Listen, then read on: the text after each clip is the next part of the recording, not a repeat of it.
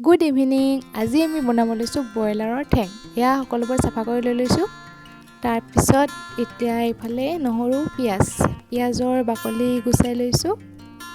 এইফালে এয়া চকুলো বহুত বদমাছি, ইমান দুষ্ট মানে কেনেকুৱা কৰে। এইফালে জুই ৰেডি কৰিছোঁ। গেছত বনাবতো আৰু নোৱাৰি, ইমান দাম। জুই উঠিলেহে আৰু উঠিছে। এইফালে ৰঙা জলকীয়া লৈ লৈছোঁ, শুকান জলকীয়া। ৱাও। তাৰপিছত এইফালে কেৰাহী গৰম হৈ গ'ল, তেল দি দিলোঁ। আকৌ অলপমান লাগিব আৰু এয়া তেল দি দিলোঁ। তেল গৰম হৈ গৈছে, এতিয়া পিঁয়াজখিনি দি দিম। পিঁয়াজখিনি দি দিছোঁ। জুই ইমান বেছি হৈছে। এতিয়া পিঁয়াজখিনি ৰংচোৱা হোৱালৈকে ভাজিব লাগিব। ইয়াৰ প্ৰায় ৰঙচুৱা হৈছে।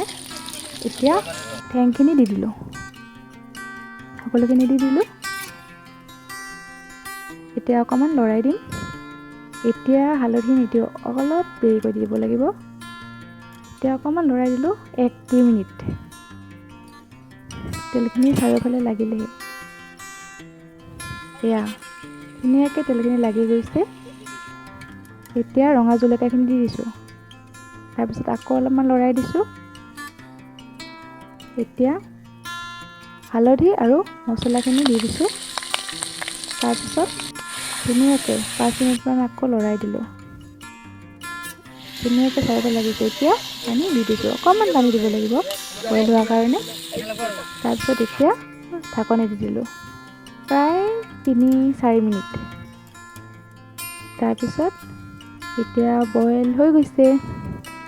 এতিয়া অকণমান ভাজিব লাগিব, পানীখিনি শুকালৈকে। 2 মিনিটমান এতিয়া হৈ গ'ল। পানীখিনি ধুনীয়াকৈ শুকাই গৈছে। এয়া ইমান ধুনীয়া ফ্ৰাই হৈছে। এতিয়া খাব লাগে আৰু এয়া প্লেটত। ই আকৌ পাতত লৈছে।